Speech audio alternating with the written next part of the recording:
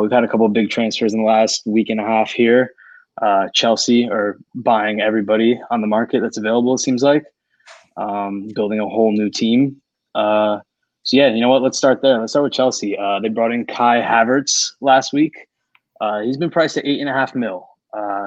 Tazz, what are you thinking about that? You bringing Havertz in at 8.5? I don't know how he's gonna fit in Chelsea. There's a lot of what ifs about all these Chelsea signings they just made. Kai Havertz last season for in the Bundesliga, out of 30 appearances, he scored 12 goals and 6 assists, which was pretty good for him. But like most of his goals and assists came after 2020 started, which he scored 10 goals and 5 assists, and that's where he played a more of a higher up role, like as a striker, number 10, not as like a winger as he played before. So, to me, it comes down at 8.5 million. He's good, but he's more of a risk because if he plays on the wing more, he won't produce as much. I'd rather have Werner for a million more, or even Pulisic at the same price, who's more set in stone than what you're gonna get from him. We have some experience with him from last season, but also if it comes down to owning Howard's 8.5 and then a 5.5 midfielder is your budget midfielder, I would rather own Ziyech for 5 million less, 0.5 million less, and then own like a 6 million pound midfielder. That's just my take on it, but I know Yes, other so guys are bigger on him. right. C4, what are you thinking? I kind of agree with Taz of there's a lot of what ifs with Chelsea now that it looks like their transfer business is done up front and they're attacking in their mid. I personally I like Havertz just looking at him, but I'll probably wait to see how it shakes out between him, Pulisic, and Ziyech in terms of which one goes into my midfield. I'll start with Werner, but as for adding him or any other Chelsea midfielder, I think we'll wait. So you're starting without a midfielder, but you'd consider any of the three of them depending on how it goes? Yeah, I think maybe once I use an early wild card, I think Havertz would probably be the one I bring in, but I'd like to just see how it all plays out. Right. Gash, what are you thinking? Yeah, I mean, I think he's a really solid player. I think this is a case of one of the transfers that will help out the other assets on the Chelsea attack from a fantasy perspective. Although I don't think Havertz will be rewarded for it through fantasy points, if that makes sense. Lampard likes to play a four. It seems like he's trying to play a 4-3-3 with one kind of midfielder sitting deeper and then two number 8s that are more attacking. And Havertz himself has said that he prefers the number 8 role to like a number 10. So he actually plays a little bit further back. He likes it more.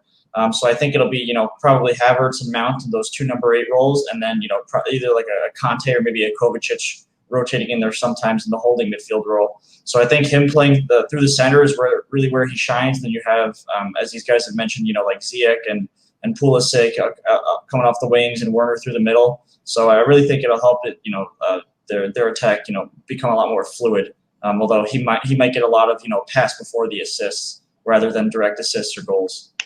Right. So you think he's more of a real life asset than a fantasy asset? Yeah, right. And I would keep an eye on other Chelsea assets a little bit more now with adding to the team. Right, Taz, what do you think?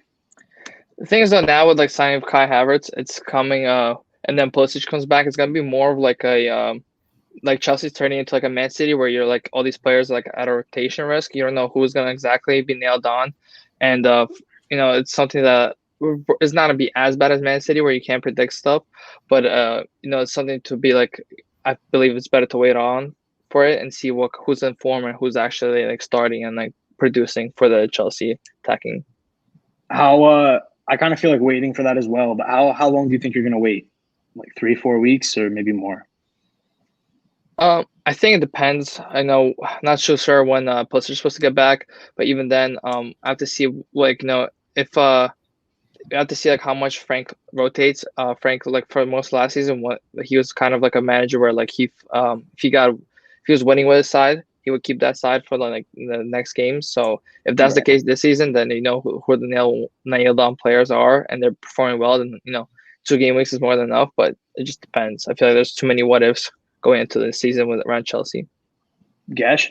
Yeah, I don't really think it's a case of too many what ifs. I think the players, Havertz is always going to be a nailed on starter unless he's performing terribly for the money they're paying for him.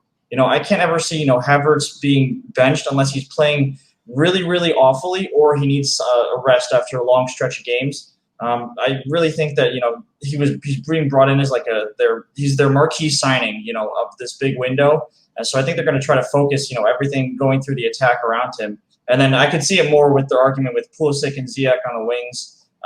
Who's more informed, but I don't think you could drop Pulisic right now once he comes back from injury, based on how he's playing post lockdown, and Werner kind of the same. You're always going to start Werner over Olivier Giroud and Tammy Abraham. So maybe Ziyech would be the one to watch the most. But even then, I think he's still got a spot pretty locked. Yeah, good point about him being the marquee signing. Did he end up being the most expensive player in Chelsea history? I know he was close. It was between him and Kepa, right? Yeah, I think they paid more for Havertz than Kepa. Yeah, and I love bringing up Kepa too. Oh man, that's great. Yeah, so Chelsea brought in all these attackers, but they definitely needed some help on the defense, and that's where they brought in Thiago Silva. A little bit older, I believe he's 36 now, right? Turning 37 this year. 36 in a few weeks. Well, so is he 36, or he's 36 until he turns? And then +1. Yeah. So you guys considering him at all? Gasch? No.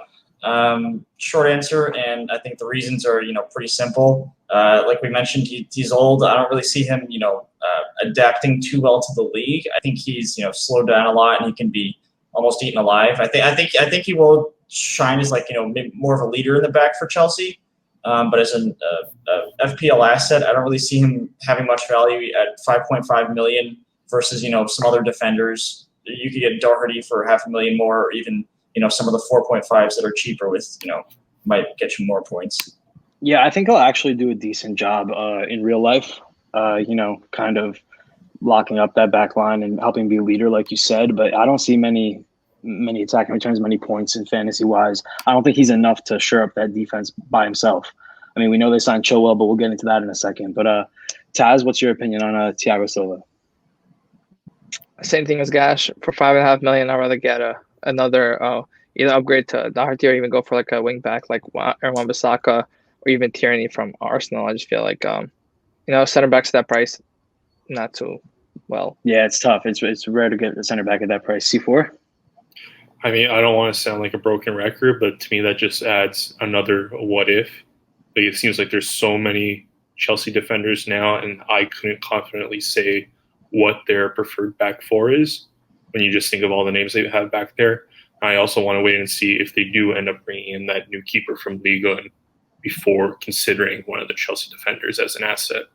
That's a good point, but you'd have to think that Thiago's nailed in the back there. I mean, I'm more he just started the Champions League final. Yeah, I guess I'm more concerned about when you look at now you have Barnes, Alonso, Aspi, James, like there's Rudiger, Zuma, like what's the four? And as we said, Lampard's someone who likes sticking with the winning combination when he has it. So I'm just really interested in who that is. I think he's also someone that doesn't mind winning a game 4-3, 3-2, something like that. Mm-hmm. So I'm personally staying away from Chelsea defenders overall. But let's get into another Chelsea defender here. Chilwell recently moved from Leicester last week. What was it? 50 mil was the final fee? 50 million. Yeah, 50 million pounds for Chilwell. A bit overpriced, but that's the English tax that you pay. Tazz, what are you thinking about Chilwell? See, this is one of we mentioned before in the previous episode where you look at a team and you're not gonna want to start off a risk on a player like Chilwell, but if you see Chelsea's performing well a couple game weeks in, and you see they're keeping clean sheets, they're tidy up back in the back and playing a solid defense, then that's somebody I could definitely consider. Somebody I'll put on my watch list, but not start the season, especially since he's also kind of injured right now. C4? Yeah, to me, just looking at him and then looking at all the other fullback options for Chelsea and looking at the transfers they brought in, it makes it attractive once I know who the attacking returns are going to come from in the Chelsea defense. Because if you look at that offense, it's going to be so explosive. Someone needs to feed them. So if it happens to be him, James, or Alonso even, I'll definitely want to have one of those in my team eventually. I thought they were trying to move Alonso out. Is that still happening, or are they going to hold on to it? Yeah, but if you look at their lineup, no one knows what's happening. Like, Right, it's a lot different this year with preseason. Like, we don't have a set lineup of who's in and who's out. You can't really judge last, I think, week and a half now preseason friendlies with all the international competitions happening. Right, and especially Chelsea have pretty much a whole new team, so we'll see what they do there. Gash, how you feeling about Chilwell? Yeah, he's still. I'm not really considering him at this point. I think the biggest question I have about Lampard is, was it really the players last season in the back, or is he just not really up to par in terms of coaching and defense, into a really organized shape? I think Chilwell could prove to be a decent player going forward. But I remember he was also dropped due to his form at one point last year for Leicester. So he's not immune to. He's not extremely consistent player like that. The one reservation I'd have mostly is the goalkeeper. Or if they do end up signing I think Mendy from Lyon is who they were looking at. Mendy. So if they do end up signing that'll make it feel a little bit better. But I still wouldn't want a Chelsea defender at the start of the season.